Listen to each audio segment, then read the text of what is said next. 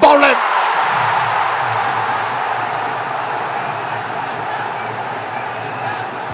Excellent. আশ্চর্য হলেও সত্য, এক মুস্তাফিজুর রহমানকে পেতে পুরো 5টা বিপিএল এর দলই চেষ্টা চালিয়ে যাচ্ছে তার এজেন্টের সাথে। হ্যাঁ দর্শক, আপনি ঠিকই শুনছেন, এমন একটা ডেথ ওভারের বোলার যেই মুস্তাফিজকে আইপিএল সহ বিভিন্ন লিগে পেতে চায় ডেথ ওভারে বোলিং করানোর জন্য। সেই জায়গায় তো নিজেদের ঘরোয়া টি-20 লিগ মুস্তাফিজকে চাইবে না এমন কোনো দল হতে পারে না। তবে যেহেতু একমাত্র ফিজের চাহিদা এত বেশি, সেক্ষেত্রে মুস্তাফিজের ডিমান্ডটাও অনেক হাই। গত আসরে ঢাকা ক্যাপিটালস মুস্তাফিজকে প্রায় 1,60,00,000 টাকা দিয়ে দলে ভিড়িয়েছিল।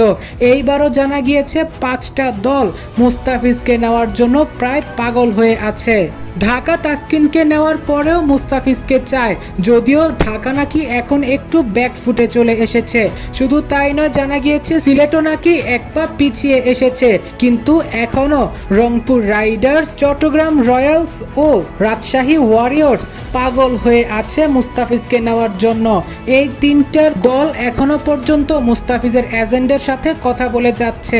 ঢাকা সিলেট যে কথা বলা বন্ধ করেছে এমন নয়, তবে ঢাকা সিলেট কিছুটা পিছিয়ে এসেছে ফিজের থেকে। অর্থাৎ ঢাকা সিলেট একটু চিন্তা ভাবনায় পড়ে গিয়েছে। বাকি 3 দল পুরোদমে ফিজকে চায়। প্রিয় দর্শক, মুস্তাফিজকে আপনারা কোন দলে দেখতে চান অবশ্যই কমেন্টে জানিয়ে যাবেন।